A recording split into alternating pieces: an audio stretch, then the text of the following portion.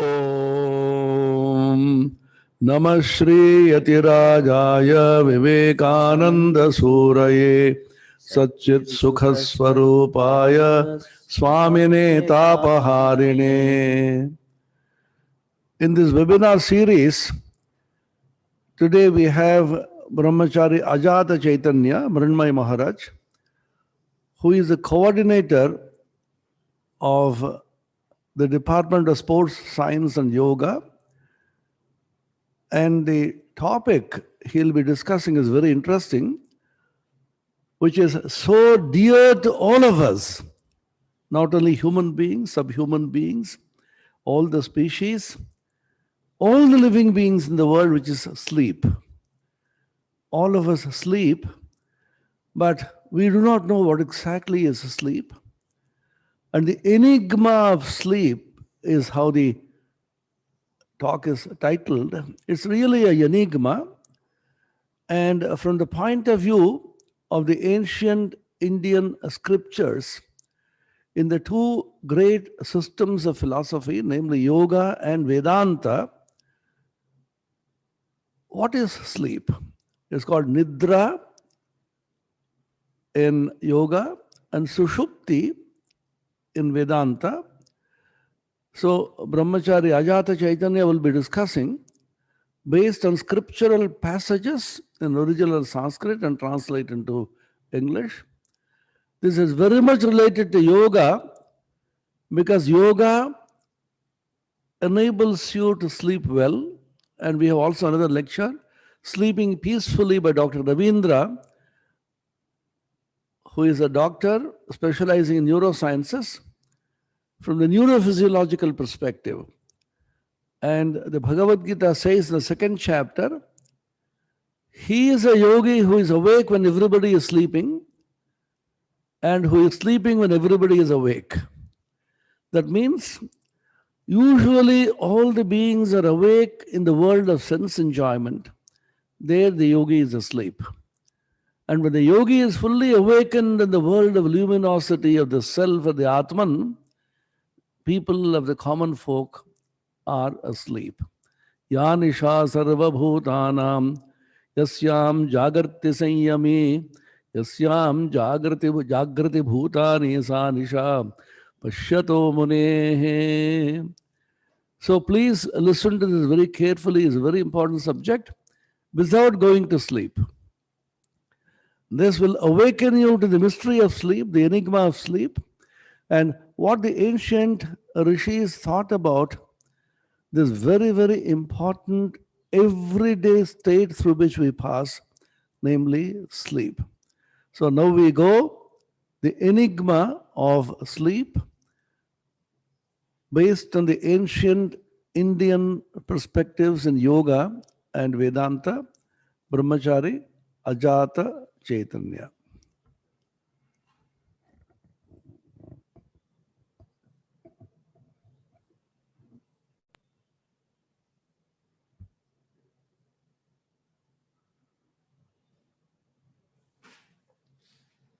ॐ सहनाववतु सहनौ भुनक्तु सह वीर्यं करवावहै तेजस्विनावधीतमस्तु मा विद्विषावहै ॐ शान्ति शान्ति शान्तिः.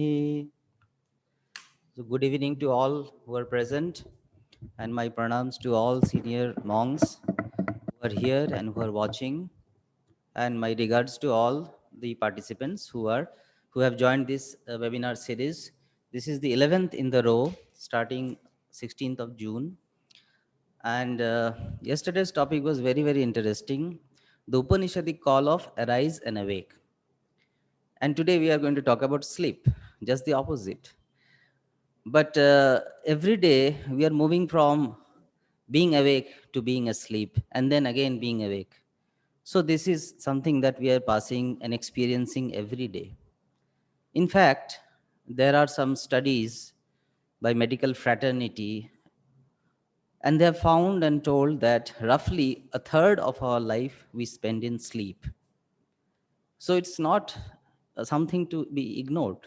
It's a significant portion of our life, one third. But do we know significantly about this one third of our life if it were so? All we know is we don't know when we sleep. So today, let us try to know about something that we experience every day and yet we don't know. So today's topic is this enigma of sleep. Enigma means some unknown thing, some surprise, something that is not certain. So that element of surprise, enigma that is in sleep, we want to discuss that from the perspective of two important philosophies of India, that is Vedanta and Yoga. What are we going to talk? We are going to talk about what is this sleep state, how it is defined, what are the characteristics, then what happens to us in sleep. Us means what happens to our mind, what happens to the vital force, and what happens to us, the sense of I. Where do I go? In these, to find answers to these questions, Yoga and Vedanta, these two schools, have given us very interesting answers. Some of those match, some of those do not match. So it is interesting to hear both perspectives. Then finally, we know all of us who are interested in yoga and try to practice yoga, we know the goal of yoga is samadhi. So what is the link between sleep and samadhi? Are they same? Are they not same? We experience sleep, but we don't know about it. We have not experienced samadhi and we still don't know about it. So how they come together, that also we will see in the end. So I'll start with what is this sleep defined as in Vedanta. The famous Mandukya Upanishad talks about our three states of existence. That is what we experience every day: waking state, dream state, and sleep state. We all of us experience. So it is not unknown to us. Yet this Upanishad very nicely and very succinctly describes these three states. And one thing to be noted is that this sleep is actually not dream sleep. That means the state where we see and experience dreams. It's not that. It's the dreamless sleep. So sleep means deep sleep, which is distinct from dream state. Now these three states we experience every day. The Upanishad says there is a fourth state, and it is called the Turiya state, the fourth, which is beyond these three, and that is our true self, the Atman. So Atman itself manifests in these three states, and all together is the Atman. It is the Atman itself which is waking, it is the Atman itself which is dreaming, it is the Atman itself sleeping. So it has four quarters, so to say, just like the four quarters of a Karshapana coin. In earlier days, this coin was used, and it used to be stamped. The quarter Karshapana used to be stamped together to make a half Karshapana, then again stamped to make a three quarter, and then finally a full Karshapana coin. These things were there in the earlier civilizations. So it gives the example of that Karshapana coin. That means all the three states are part of the same thing. They are not different. And in fact, Shankara explains in the commentary that these three states are actually the means to achieve to the final goal, the Turiya state. Turiyasya pratipattihi iti karana sadhanaha padashabdaha. It is the karana sadhana, the way to go to the fourth state. So it is not something which is just to be taken casually. It is actually a very, very important instrument, a very important way to reach the goal, that is Atman. So that is why this avastha traya vicharaha, that is the analysis of these states of existence, is a way to self enquiry. The Upanishad also says something more about these states. So, four main characteristics of this state, this sleep state, is given. First of all, it is told that it is an undifferentiated mass of consciousness. Eki bhutaha pragyana ghana eva. Ekibhuta means there is no distinction. We all have become one. In waking and dream, we can understand different objects differently. We understand the awareness of differentiation. But during sleep, there is no differentiation. So it has become one as it were. And then all that consciousness that was divided, when they join, then they become a mass. So pragyana ghana eva.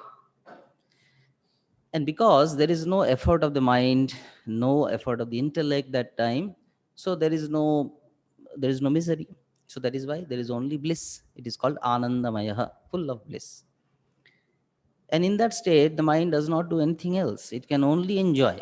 So it is also ananda bhuk.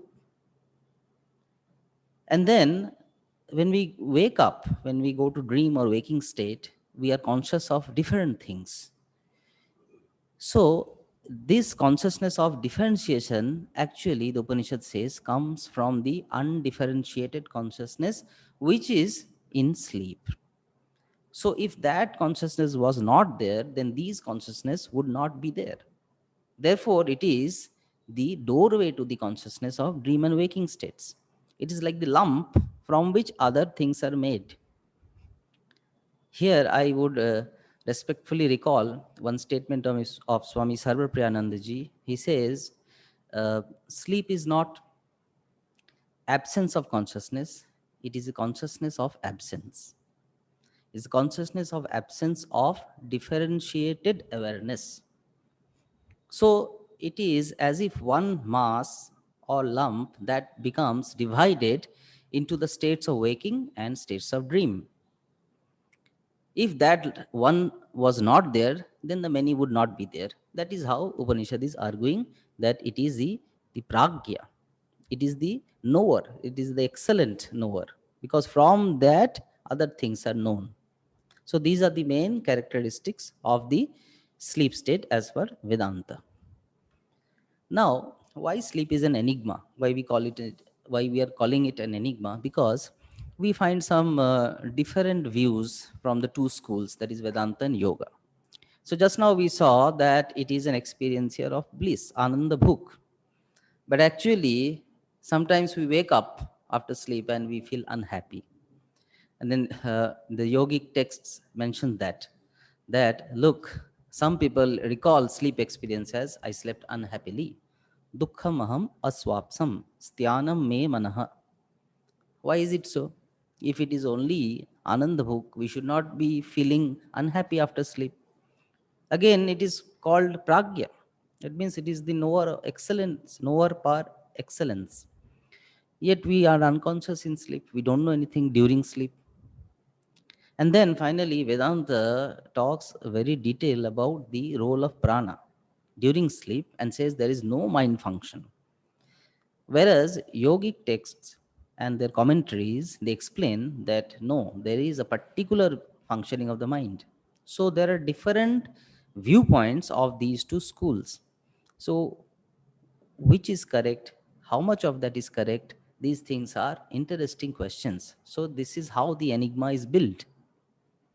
So we'll try to see these things one by one.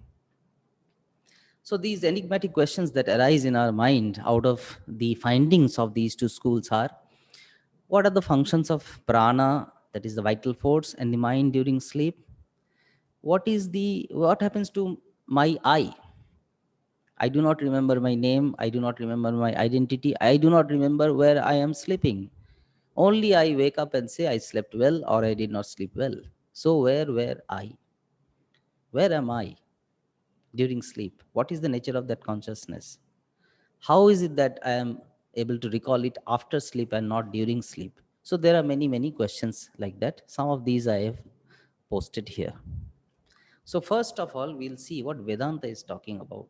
What is happening during sleep? What is happening to mind? What is happening to prana? The first Siddhanta is, the first conclusion is there is mind completely ceases to function. Why? Because first of all, the different Upanishads say differently. For example, one Upanishad is telling that mind and sense organs, they all become tired after functioning through the waking and dream states. The waking and dream states are nothing but the functioning of the mind along with the sense organs. So mind becomes tired after moving so many hours in waking, so many hours in dream, and then what happens? It stops functioning. Just like a car or any other instrument, it stops functioning. So because it stops functioning, the person cannot hear, cannot listen, cannot smell, cannot taste, nothing. Esha Purushaha na srinoti, na pashyati, na jigrati, na rasayate, etc. That's how Upanishad is describing. And then what happens to all that functioning when it stops? All become one, they merge, and all diversity vanishes and becomes one awareness. Eki bhuto ghana pragya eva. And in that one lump of consciousness, awareness, there is no sense of space, time, and causation, which is there in the waking and dreaming states. In dream states also, there is some kind of sense of time and space. Causation gets jumbled up with, we see weird things, something is not related to something, but still we perceive it. But in deep sleep, there is no sense of time space causation. The experience of a deep sleep in a train or a bus or in our favorite couch or in our usual bed, it is same. When we fall in deep sleep, we don't know where we are sleeping. We don't know how much time has passed. So mind function completely vanishes.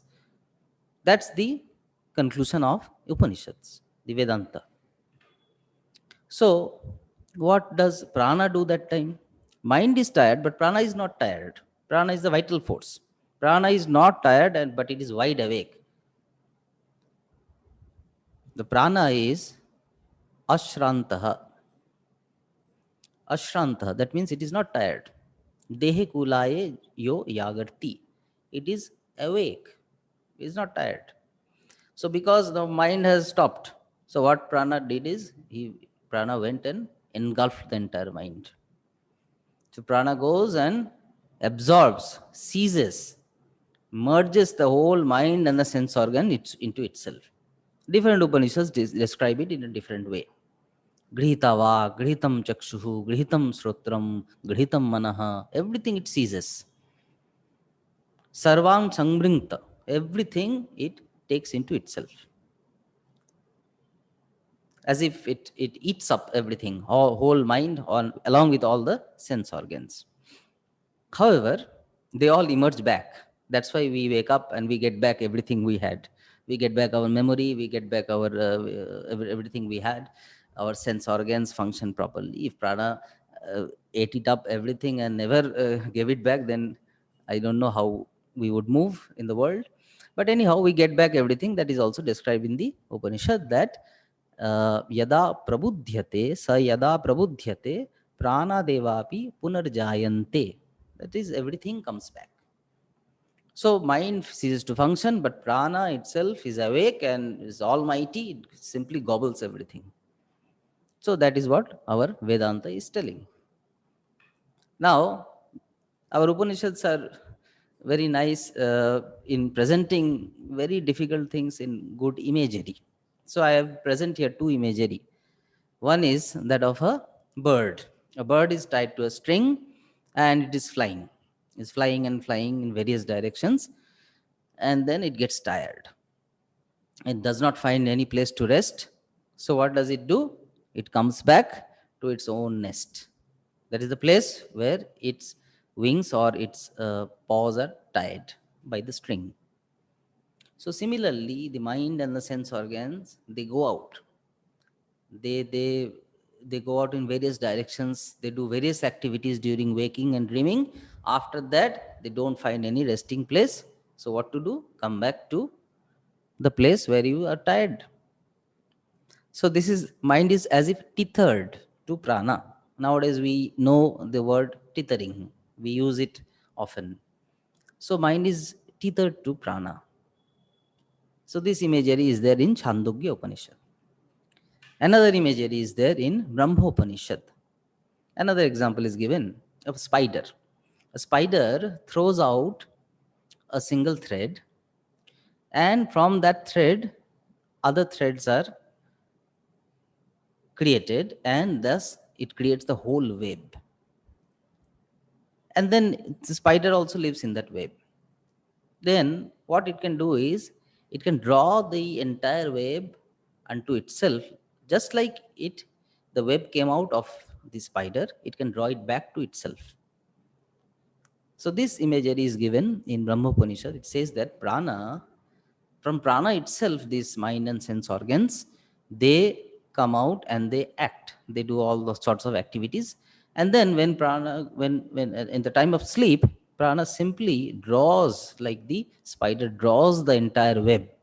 So all speech and all other functions of the mind simply are drawn by prana and gets absorbed in prana. So prana is the almighty. The vital force is the almighty that is ruling the entire thing during sleep. He is the boss. Usually we have our different identities, right? We have our names, we have our identities differently. Sometimes we have a name inside our house, sometimes and a different name outside. But Upanishad says during sleep everybody has the same name. A sleeping person is called Devadatta. Swapakale esha Devadattadi Lakshanaha Purushaha. A sleeping person is called Devadatta. Because why Devadatta? Devadatta is one of the 10 prana vayus. So there are 5 vital pranas and then 5 upapranas. Total 10. So Devadatta is one of the upaprana, whose main function is to cause sluggishness. Tandra. Tandra is the function of Devadatta. Tandra means sluggishness that comes due to Devadatta. So this Devadatta is functioning because we just heard that Upanishad told that it is prana alone that functions, and prana absorbs the entire mind. Mind does not function. So now it is specifying which of the component of the prana is functioning. So some Upanishads say that it is the Devadatta Vayu that is functioning alone. Well, others are also functioning. We are not going to the details, but it mentions the name of Devadatta, like it is the one that is functioning predominantly, and so therefore the sleeping person is called Devadatta. There is another description of Devadatta. It is like a passion-free child, a child which does not have any desire. He is always happy. So Devadatta like that is always happy. So therefore we get pleasant experience in sleep. So this is one example, or this is one kind of description we find in Brahma Upanishad. Yatha Kumaro Nishkama is a passion-free child. Anandam Upayati. Like it enjoys bliss without any reason, without any desire. Is very happy. Like that, we are also, Devadatta also enjoys happiness. So finally, where do we go during sleep? That is all that prana is doing, my mind is not doing. All that description is given. Vedanta also says what happens in sleep. When we say in common parlance, oh, he's sleeping, that means he's doing nothing. He's simply wasting his time sleeping so much, like that. Vedanta is telling, wait a minute. Sleeping is not a casual activity, because when a person sleeps, he actually goes to his own self. Swapiti. Swapiti means swam hi apito bhavati. He attains his own self. It is not any ordinary activity or not any useless activity. Something is happening, is attaining his own self. When Jiva or the individual is in deep sleep, he is united with the pure being, his own self. Yatra etat purushah swapiti tada sampanno bhavati swam apito bhavati. Swa means his own self. He goes to his own self.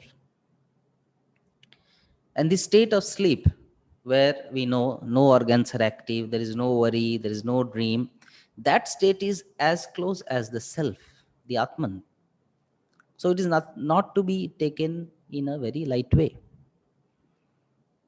In fact, just like we heard the function of Devadatta Vayu during sleep, what does that Devadatta Vayu do is it takes the Jiva to its seat, that is the Brahman.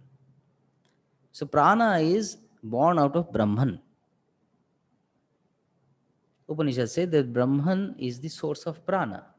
So this Devadatta Vayu, that is this pranic channel, through that Jiva goes to its seat Brahman. So during sleep, it's not nothing is happening. The Jiva goes to its own self. That is what Upanishads are telling. There is another imagery. Upanishads are very great in throwing nice imageries. Is sleep is as if a yajna, a sacrifice happening. It's not that nothing is happening in sleep. Something is happening very great. What is happening? That there is a sacrifice, a divine sacrifice going on, yajna, where the mind is the sacrificer. Manohovava yajamana. Mind is the sacrificer. And the process of inhalation and exhalation are the two oblations. In the Agni, two oblations are given. That is the inhalation and exhalation.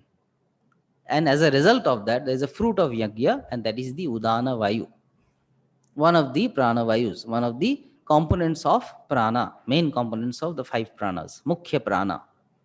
That is the phala, that is the result of the sacrifice, ishtaphala. Ishtaphalam udanaha.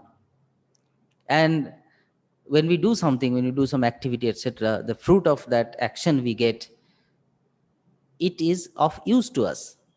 It is something useful. It gives us some gain. It gives us some advantage. So what is this sacrifice? The fruit of this sacrifice, the Udana Vayu, what help does it bring to us? It says that it leads the jiva to the self. And not just occasionally, every day, every time we sleep. Sa enam yajamanam aharaha brahma gamayati. Every time this is happening. So it is not to be taken lightly. Something is happening.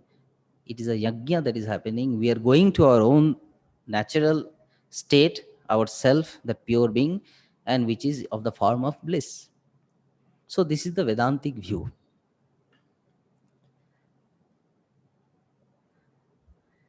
Now we heard that everything is governed by prana. Prana absorbs everything during sleep. Mind does not function, etc.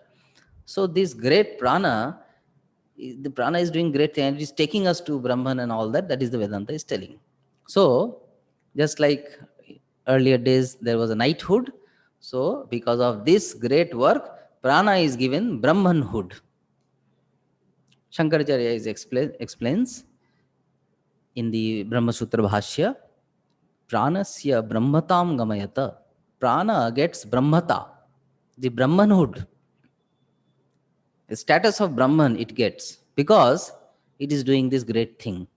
It is acting like Brahman because it is absorbing all the mind and sense organs, and then at the time of waking, it is everything again reappears from the prana. Prabodha kale cha punaha pradur bhavanti. It again comes back. Just like the Brahman, from where this entire creation has come, that is also described in Upanishad. Aksharat sambhavati iha vishwam. Our Mundaka Upanishad says so. Similarly, from the prana, all the mind and sense organs, they again emerge. And then they go back to the prana during sleep. So because of this similarity of functioning, Brahmanhood is given to prana. It is given the status of Brahman. Because you are acting like Brahman, so we give you this Brahmata. So prana is the great friend, great boss, which is governing everything. Is a great governor during sleep. Now comes the yogic text, the yogic view.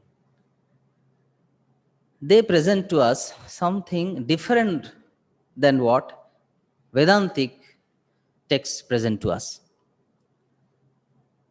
Yogic texts are somewhat silent about the function of prana, but they are very much vocal about the function of mind. Because yoga is, we know that it is chitta vritti nirodha. The aim of yoga is samadhi, which is a special state of mind.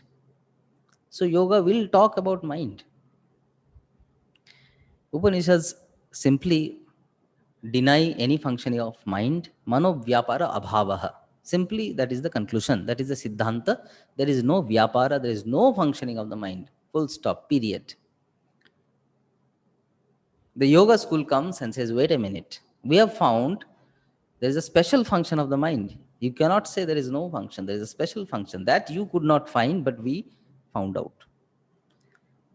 So here comes the famous description of the state of sleep by Patanjali. Abhava pratyaya alambana vritti nidra. Abhava pratyaya alambana means it's a void mental state. Abhava means void. Sleep is a void mental state. That means there is it is a state. It is not uh, it is not there. It is there, but in a state which is void. But that void is not complete void. Complete void means there is nothing. This void is there, but it is not complete void. That's how they start saying. So naturally, it triggers a lot of speculation in us. It's void, but not complete void. Natu atyanta bhava. Atyanta bhava means complete void. Nothing is there. There is a pratyaya which is a abhava pratyaya, but that does not mean nothing is there. Natu atyanta abhava. So that is the first proposition of yogic texts. Look, there is some functioning of the mind. It is a void mental state, but it is not complete void.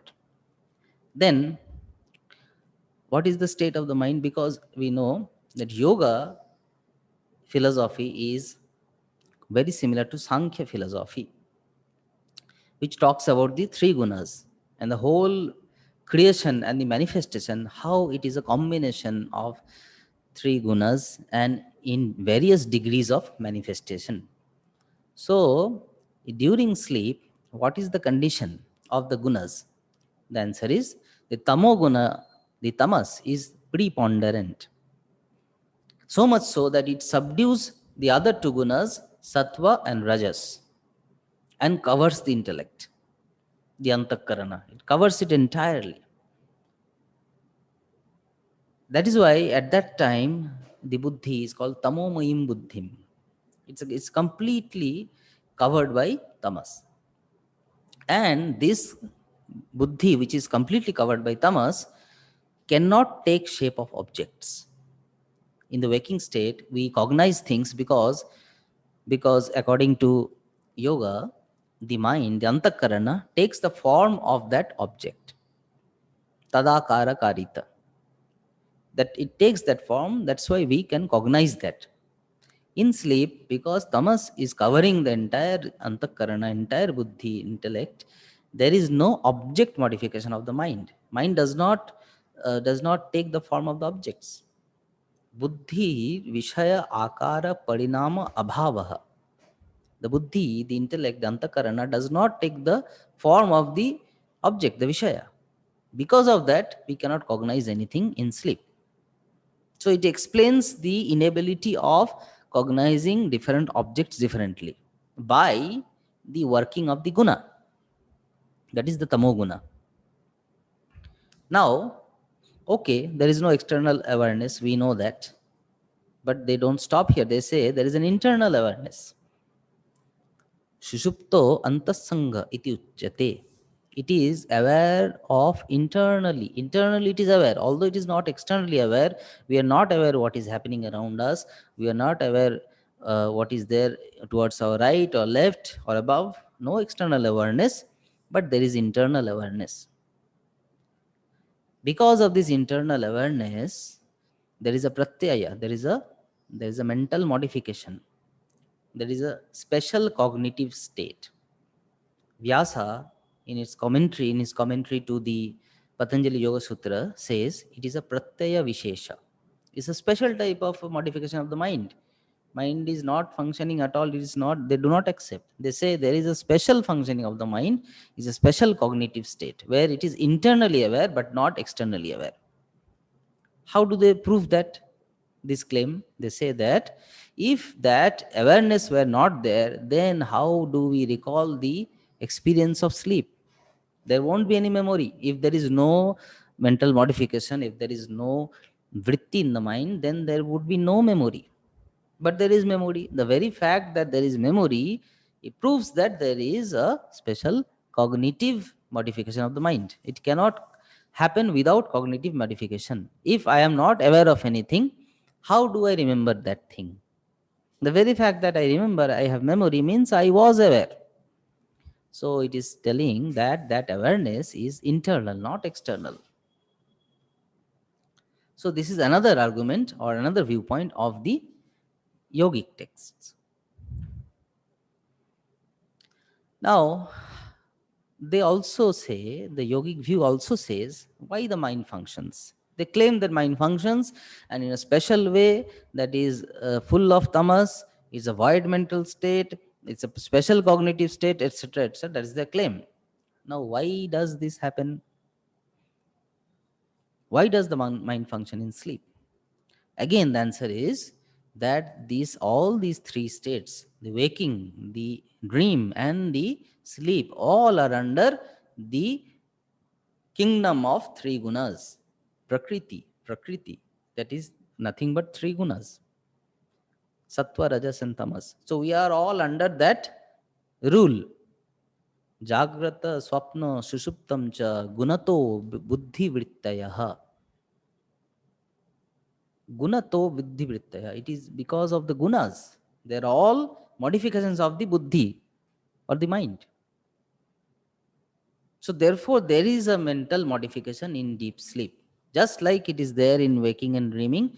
In waking and dream state, we have so many kinds of mental modifications. We can cognize objects, we can feel, we can remember. So many mental functions happen. Similarly, in deep sleep, shushupti or nidra, that time also there is a modification, because that state is also under three gunas.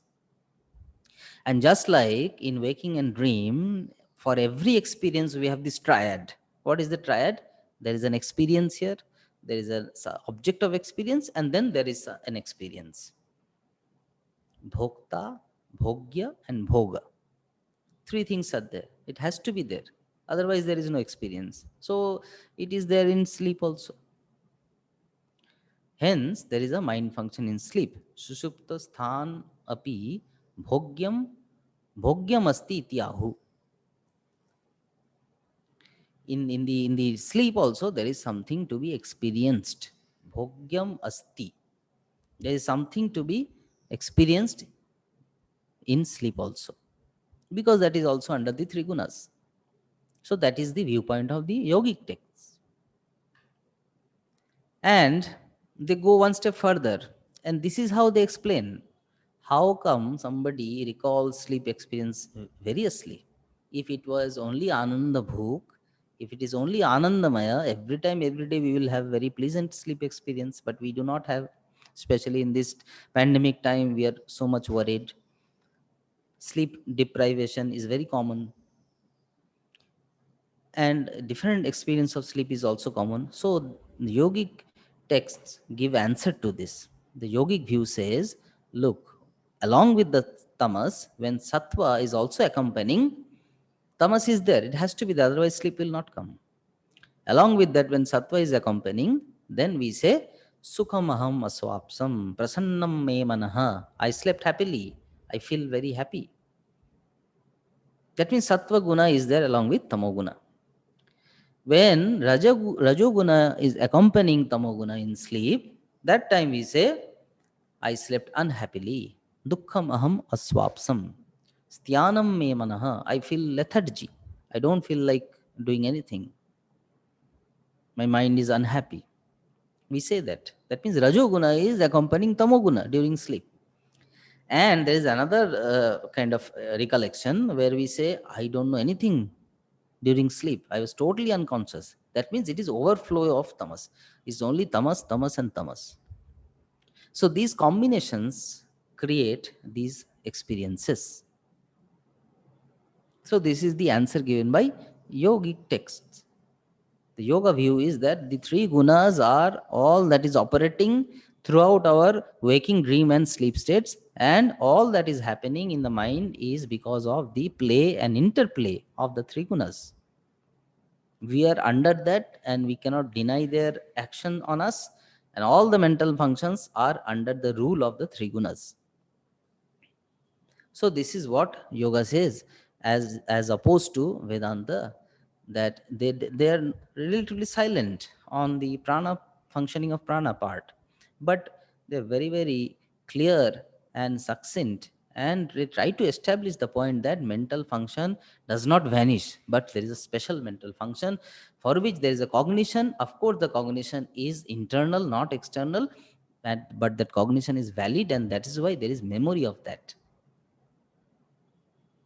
Now, so that's how, if we agree to if we listen to yoga, if we listen to Vedanta, we somehow get an idea, oh, what is happening to my mind, what is happening to my prana during sleep. All right, suppose I accept Vedanta view, I will agree, okay, everything is prana that is governing. If I accept yogic view, I will agree that, okay, mind is also functioning, etc. So I somehow I can agree with this or that, or partially with both. But what happened to me? That what is happening to my prana and mind, that is told by yoga and Vedanta. What happened to me? Where am I during sleep? What happened to my I during sleep? Where did it go? Was it there or was it not there? So what happens to I in sleep? Here the yogic view answers it very nicely. How does this I sense come? The I-ness. I-ness is called aham pratyaya. In the yogic text, it is called aham pratyaya, asmita. This I-ness comes in a very unique way, in a very interesting way. There is this pure consciousness, which is the absolute consciousness, absolute awareness, and which we call in Vedanta Atma. And there is this anatma, which is the pradhana, as called in yoga on Sankhya, Prakriti and Pradhana. So these two, when they come together, when the Purusha is identifying itself with the Prakriti, the instruments like intellect, mind, senses, etc., when this identification is happening, then that time that sense of I takes birth. I as an individual, I as a separate entity come into existence mysteriously when this absolute consciousness identifies itself somehow, mysteriously, we don't know why, with the other things, which is the instruments like the intellect, the mind, etc. Drik Shakti and Darshana Shakti, when they come together and there is a ekata, that is how the I-ness comes, this aham pratyaya. And all other feelings, the feelings of misery, feelings of happiness, etc., they are anchored to this primordial vritti, or the feeling of I.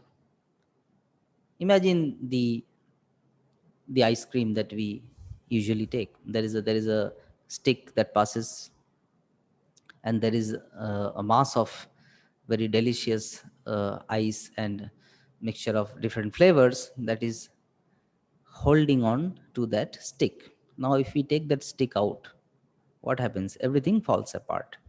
So, all our other feelings, other mental modification are anchored to this feeling of I that is there in the mind. Now, what happens in deep sleep is this identification somehow breaks down. There's no identification. That is why this I sense vanishes as if. Laya, it sort of undergoes a laya. How it undergoes a laya, why the identification vanishes, that is a mystery. Because this identification does not happen, the sense of I is not there in sleep. When it comes back, when we wake up, when it comes back, then only I am aware that I was sleeping. But during sleep, I am not aware I am sleeping because that I is not there. In dream, I am aware I am dreaming because that I is there in some form. That is called Taijasa by the Mandukya Upanishad. But here, I am not aware that I am sleeping because that I is not there at that time. So here comes two different kind of explanations from the Vedantic school and the yogic school. So, just like we said, that the identification of the pure consciousness with the other things like mind, intellect, senses, etc., create the form, create the sense of egoism or I-ness. That is the aham pratyaya, and this ceases, this identification ceases in sleep. So, we do not feel ourselves in sleep. What Vedanta says is, in the sleep, there are three bodies: Sthula Sharira, Sukshma Sharira, and the Karana Sharira, the gross body, the subtle body, and the causal body. So, in sleep, the self identifies with the causal body, and causal body is of the nature of avidya, nescience. Avidya is the term that is there in Vedanta. So, it entirely goes to that avidya state. So, sleep is a state of nescience, is completely covered by avidya, where avidya is the subject, avidya is the object. Sushupti nama avidya gochara avidya vritti avastha. Avidya is knowing avidya. So the entire thing is avidya. There is nothing other than ignorance. So therefore, there is nothing called a separate I.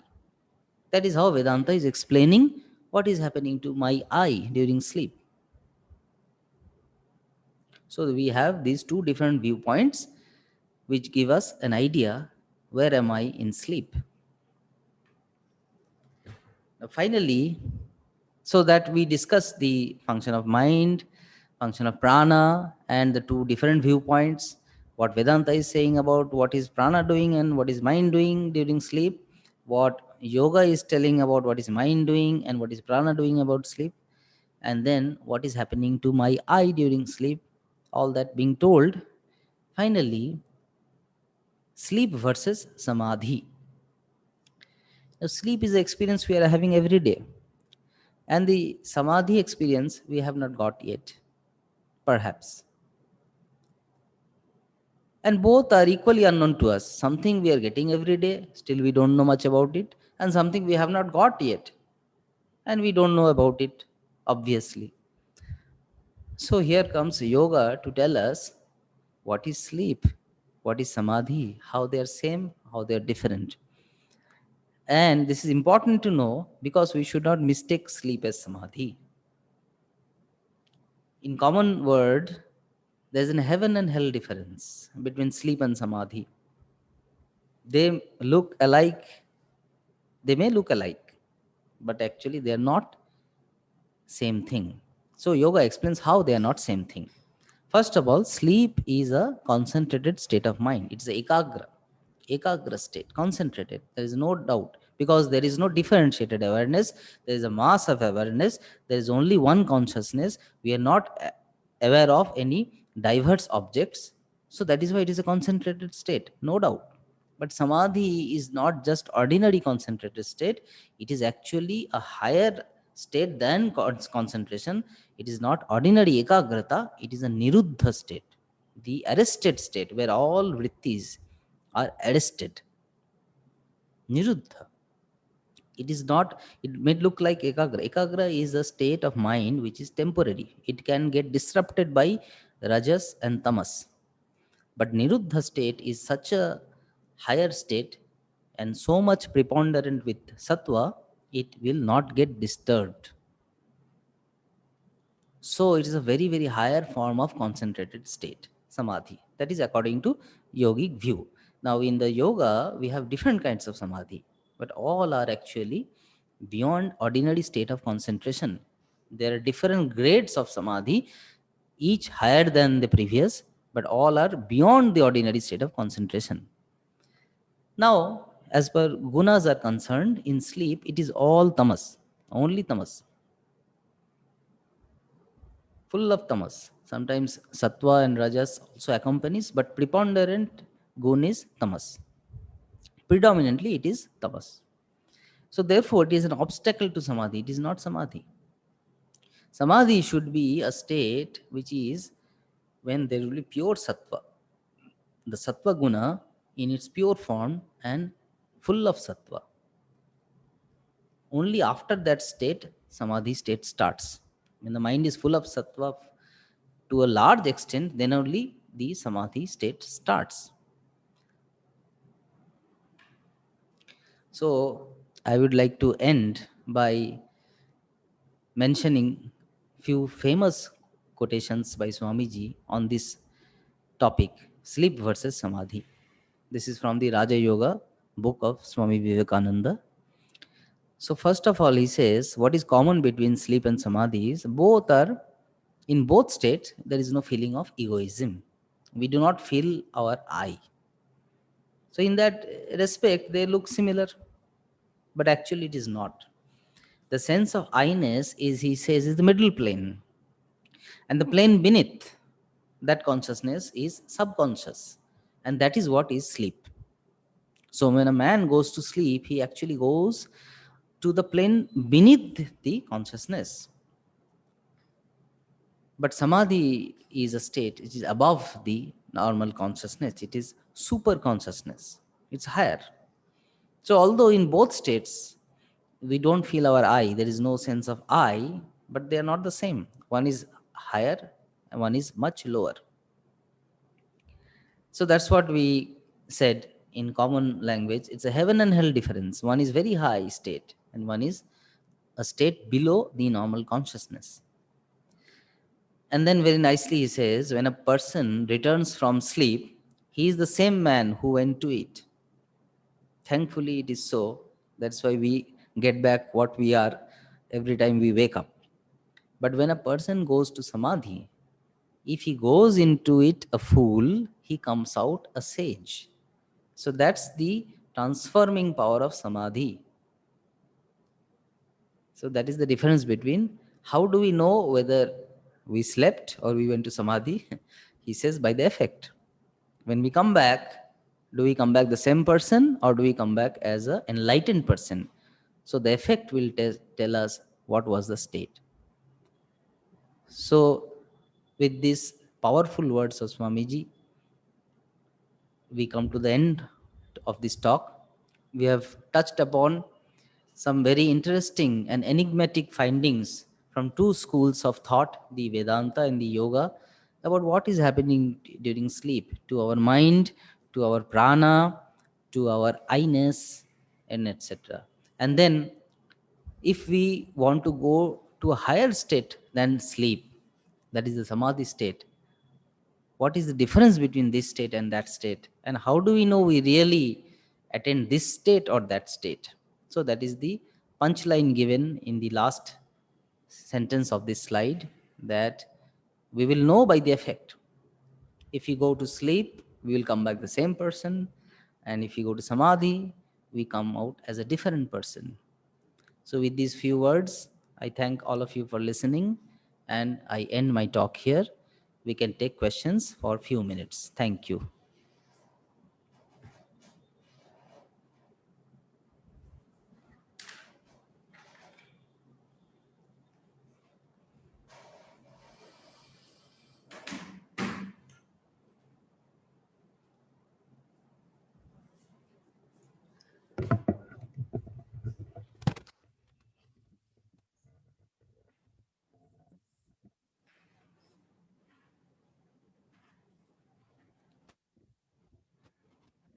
So the first question is from Professor Kunal Sikdar.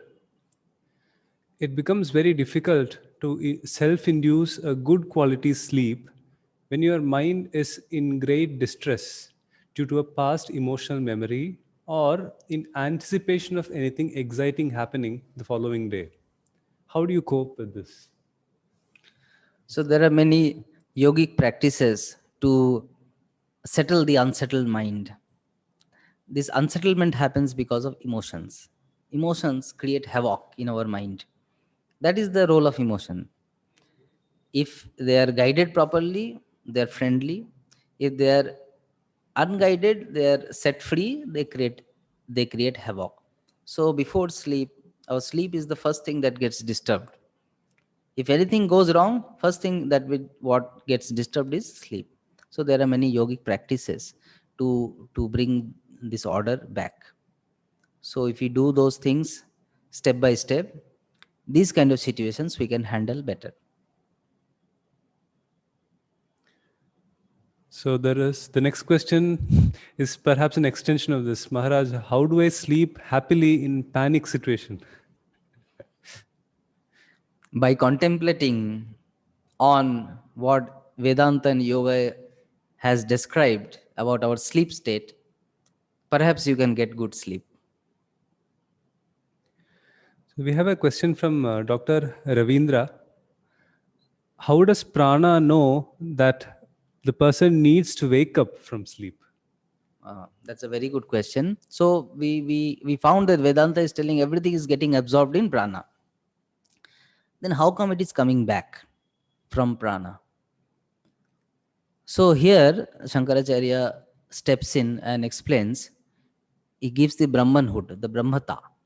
That means it is not just absorbing. It function of prana is not limited to just absorbing the entire thing, mind and sense organ into itself during sleep. It also makes all those things reappear. So that is the function of prana, and it is similar to the Saguna Brahma, that Akshara which creates the universe, and then the universe that merges into that Akshara. So in that respect, they are same. So prana, by its own, by its intrinsic functionality, absorbs, and then the entire thing reappears. Maharaj will add. I'll add something to this. See, this question was posed to Swami Vivekananda by his very dear disciple, Sharat Chandra Chakravarti, who asked him, when Mahapralaya takes place, that means the entire universe is completely absorbed into its cause from which it appeared originally, then how is it that again it reappears? So the answer that should be given is, unless the seed is already there, the reappearance is not possible. Swamiji immediately asks the counter question, how is it that a person awakens from deep sleep? In deep sleep, everything is absorbed in its cause. In Vedanta, the whole emphasis is on Sthula, Sukshma, Karana, and that which is beyond Sthula, Sukshma, Karana, which Vedanta calls Turiya. In the Yoga, the whole emphasis on Triguna, Sattva, Rajas, and Tamas. This fundamental difference you should remember, because the Yoga is based on the Sankhyan philosophy, and Sankhya is all about Prakriti, and Prakriti is Trigunatmika Prakriti, Sattva, Rajas, and Tamas. And therefore you will see, Yoga will always talk about Nidra as full of Tamas. And Vedanta does not use the word Nidra at all. It uses the word Sushupti. Now we do not really know whether what Vedanta calls Nidra is the same as Sushupti. We call them sleep in a general way. However, so when you completely merge into sleep, whether prana functions or does not function, once again, is a moot question. So you go back to the cause from which Sthula and Sukshma appear. This is called Avyakta, and the appearance is called Vyakta. From Vyakta, you go back to Avyakta, and from Avyakta again you come back to Vyakta. So this cycle goes on. So Vedanta says there's a complete cycle is continuously going on. Don't ask how, why. Avyaktadini bhutani vyakta madhyani bharata avyakta nidhananyeva tatra kaparidevana. Bhagavad Gita. Oh Arjuna, in the beginning everything was avyakta, and again everything becomes vyakta, again they go back to avyakta. Swami Vivekananda particularly emphasized this aspect of Indian philosophy and thought by invoking the idea of not only evolution, but also involution. It is not that everything is continuously being evolved, and this theory of the utopia when the evolution goes to its peak and the ideal state is attained. You attain the supreme state, which is the acme of evolution. Some philosophers, some religious people also have experienced this. A man goes on evolving unless becomes divine, or as Sri Aurobindo put it, there is a descent of the divine into man. Swami Vivekananda said, every evolution should again be succeeded by an involution, and every involution once again will lead to evolution. So the cyclic nature of the entire Prakriti is something which is very important to understand in Vedanta. And it appears very logical and rational because Prakriti is time. And time is always cyclical. This once again is a mute question of what is time. Whether there is a time in sleep, you don't have any idea of time at all. And suddenly, when you wake up during dream, time has a very different connotation. In waking state, time has an entirely different scale. And in sleep, you don't seem to have any sense of time at all. So, time is a cyclic time or is a linear kind of time. Vedanta's idea is time is cyclical.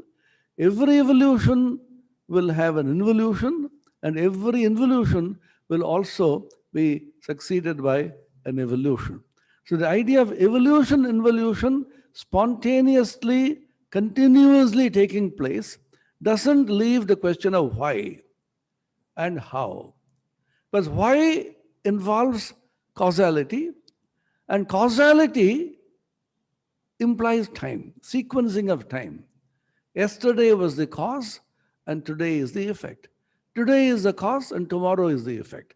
And therefore, if you want to talk about why and how, you have to go beyond time. If you go beyond time, there is no why and how. This is how Swami Vivekananda explains this. So there are several questions. I'll just pick a few. Let's see. So, while trying to fall asleep, I sometimes use meditative methods, but as a result, fall asleep while performing actual meditation. So when meditation happens, you won't sleep. If it is actual meditation, you won't sleep. The very fact that you fall asleep means it's a natural way of sleeping and it is not meditation. Meditation is a very sattvic state of concentrated mind where there is no dullness in the mind. Sleep is a state of dullness. As we just heard, when the tamoguna covers, that time dullness comes, and that's how sleep induces. So if you try some meditative things and fall asleep, that means that meditation did not happen and sleep overpowered. He's using meditation to sleep. Perhaps that's a good way to fall asleep because ultimately we have to sleep. Then, why a person having deep sleep is said to have tamas vritti? Why does sleep break at the same time every day? Meaning sleep break at the same time every day. You wake up at the same time every day. You wake up at the same time. Why do you wake up at the same time every day? Yeah. So could you read the question again? Why a person having deep sleep is said to have tamas vritti? And the second question, why does sleep break at the same time every day? The reason why the sleep is tamas is that tamo guna, that the function of tamas is dullness. And the sleep state is dullness, no activity, no cognition, nothing. So that is the play of tamoguna. That's how the Sankhya philosophy talks about the action of each gunas, and yoga establishes that to describe the state of sleep, the nidra vritti.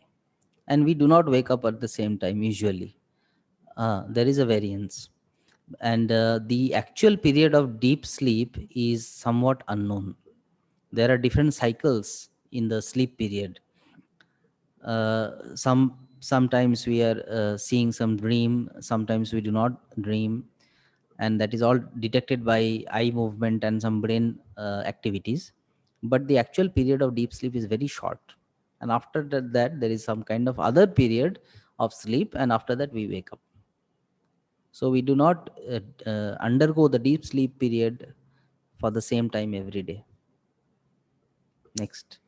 And any practical tips to avoid sleep overpowering our spiritual practices early morning?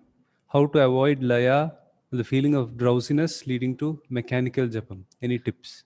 So if you had a good sleep before, then it will not overpower your morning spiritual practices. So that will fresh your mind and body. Then only you can do that. So when you are not having a good sleep beforehand, the whatever is remaining, the due part, it will eat up from your morning meditative practices. So you have to give its due share. You may skip food for 1 or 2 days, but you cannot skip sleep. It will overpower. We have to visit our natural self. We cannot stay away from our natural self. We just heard from the Vedanta perspective, it is our own self, swapiti. That means we go back to our own self. We have to. You cannot forcibly stop it. The prakriti, if we forcibly stop it, the prakriti cannot stop that. What Yeah, Maharaj will add. You ask about the mechanical japa, why we sleep. If you really are drawn to meditation, you will never sleep. Something which absorbs you, you're reading a book which is very interesting, you're watching something which is very interesting, then you forgo sleep so that you'll be able to wake up to watch it. World Cup final at midnight. Everybody wakes up to watch it because you like it, you want it. So Patanjali has a solution for this. Ishvara pranidhana dva. If you have love for Ishvara and you surrender to Ishvara, the love for something that also drags you. People who enjoy, they wake up hours together in order to enjoy. So if people who are bhogis can wake up to have the taste of enjoyment, why not yogis wake up to have the enjoyment of God? Why we sleep is because there's a deep distaste for what we are trying to do. So Sri Ramakrishna says, develop taste for God. Ruchi, if you really like what you are doing, you will never fall asleep. So the mechanical nature of the japa which you are talking about is because the mantra, the Ishtadevata, or whatever you are concentrating upon is just something which you are going through without any deep longing or love. So Sri Ramakrishna says, you have a longing, love for what you are doing.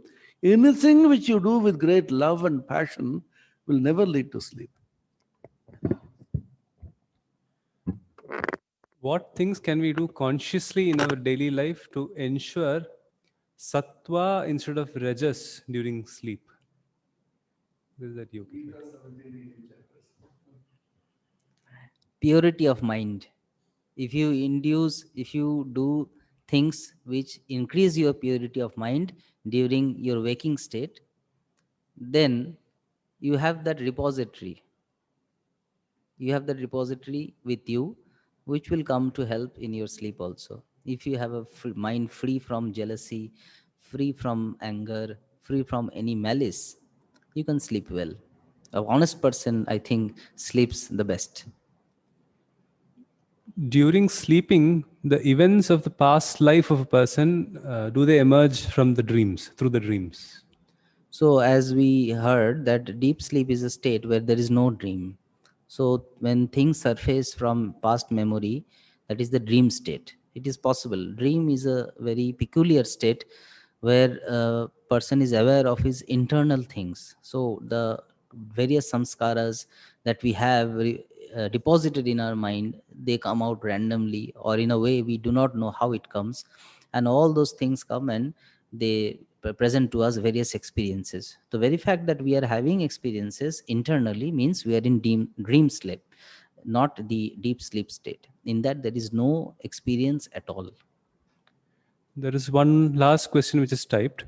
Heard that prarabdha karma brings us back from sleep. May I know if that interpretation is correct? I would not be able to say. Maybe Maharaj can rope in. See, prarabdha karma is responsible for your rebirth. That's what our Hinduism says. You are taking punarjanma, you are taking janma again and again. That's because you are prarabdha karma. In a sense, the karma which you accumulated during waking state and dream state perhaps, that karma is responsible for your after you're waking up what you do. So when you wake up, all the experiences that you had the previous day or in the previous day, all of them are stored. That's why the Vedanta always says, be very careful about what you do and what you think. Everything leaves a samskara in you, and the accumulated samskara is what called the prarabdha karma, and the prarabdha karma is responsible for your rebirth. In a sense, therefore, sleep can be called compared to death, and waking up can be called a rebirth. So every day, as it were, you are going into death, but this death is pralaya. And therefore, there is a theory in Vedanta, sleep is called nitya pralaya. Just like everything merges into the karana at the end of the kalpa, the cycle, in exactly the same way, every day you go into sleep, it is nitya pralaya. And the fundamental difference is no samskara is lost. All the samskaras are there in seed form, and again they emerge as soon as you wake up. Just like in the samskaras of a previous life in prarabdha karma, again come back when you go to the next life. It's called manolaya. Mind is laya, is merged in the karana, whereas in samadhi, there is mano nasha according to Vedanta. If mano nasha takes place, there is no question of any prarabdha karma, and the person does not come back again. Na punaravartate, na punaravartata iti. So the ultimate aim of both Vedanta and yoga is to transcend the Prakriti. Yoga will call it, you break away from Prakriti and become Kevala Purusha, Kaivalya Prapti. Vedanta will say you attain moksha and you transcend Prakriti. So as long as the seed remains in the karana, you will again come back with the same memories. And when you get back the next day, the previous samskaras of the entire life will remain as prarabdha karma for that life, and all of them will be in a seed state. That's why you should, as the speaker just now said beautifully, more and more attain purity, all your samskaras become weakened and weakened. Ultimately, you go beyond all samskaras, and the power of purity will burn all of them. That's the idea.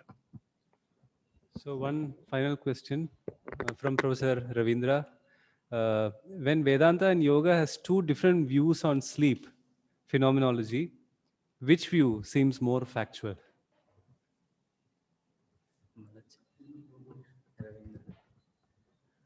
So this is the problem with the so-called intellectuals like us. So which is true is a question which cannot be asked even in science. The entire effort of Albert Einstein was to smash the idea of what is true frame of reference. You are looking at truths from different frames of reference, and each frame of reference gives you a particular view of the truth. Now, a simple example is given by Professor Eddington in his famous old book, The Nature of the Physical World. There is a phenomenon called the Fitzgerald's contraction, which is a moving rod contracts along the line of its motion. A 10 feet rod or a 10 feet man will appear to be 6 feet in a particular frame, 3 feet in a particular frame, or 7 feet in some other frame. You ask, like you said, which is correct? 3 feet, 7 feet, 4 feet? Eddington says that a 6-foot person appears to be 3 feet and 5 feet and 7 feet has nothing to do with the man itself. It is the frame from which you look at him makes you feel that it is 6 or 7 feet. And what exactly is the true nature of that person? What is his height? Question has no meaning, because except in and through the frame, you can't measure him. The moment you measure it, you are conditioned by the frame. This is a fundamental base of relativity as well as quantum mechanics. You look at an electron and ask what is the true nature of the electron. I come and tell you this electron is a wave because I did experiments in interference and diffraction. You see the picture. Somebody said, no, it is a particle. I can show you the experiments where it behaves like a particle, photoelectric effect. Then there's a quarrel whether it's a particle or a wave, whether sakara, nirakara, with form and without form. When a person comes and says, well, how did you look at the electron? To look at the electron, you need photons. And the moment you use photons, electron behaves in a totally different way. So what is the behavior of the electron before you look at it? You can't find it out because you have to look at the electron to find it out. So how the electron actually is, what is the actual state of the electron, what is the factual, as you said, can be found out only when you actually look at it, investigate into it. The moment you investigate it, your mind comes in, and your frame of reference comes in, and the photons come in, and therefore, what it actually is, that is distorted. Undistorted, if you want to have to look at it, Vedanta says you have to be it rather than look at it as an object. If you are it, the question doesn't arise. Sri Ramakrishna says, a salt doll wanted to measure the depth of the ocean. What is factual about the ocean? As Rabindra asks. The salt doll said, I will find out what is factual about the ocean. The moment it went to the ocean, it simply dissolved. So you have to be it in order to know what it actually is. If you are it, you can't come back and speak about it. The moment you speak about it, you need a frame of reference, you need a set of theories from which you look at it. So Vedanta has a set of frame of reference, and yoga has a frame of reference. So each mind is oriented differently. Why the various systems are given as, some mind may find Vedantic ideas extremely useful. This is exactly what I wanted. And some people may find the yogic ideas very useful. You take it. And don't try to compare and say this is correct and that is not correct. This is the fundamental idea of Sri Ramakrishna and of Indian philosophy. There are so many different ways of looking at it, even in science. As a doctor, you know how many different theories of how these things happen. Each theory has its own credibility from its own point of view. In a particular situation, it may be successful. And don't compare and say, ask which is the actual truth about this. What is the actual truth about this cannot be known unless your mind comes in, investigation comes in. When the mind comes in, investigation comes in, what you actually look at it is not the truth. Truth as I see it. So you have to say, the answer to your question will be, what is the factuality about it is, the factuality according to yoga is this, factuality according to Vedanta is this. What exactly is it when yoga and Vedanta are transcended is what is experienced by you, where you become silent. So you go to sleep to experience this or go to samadhi. Thank you.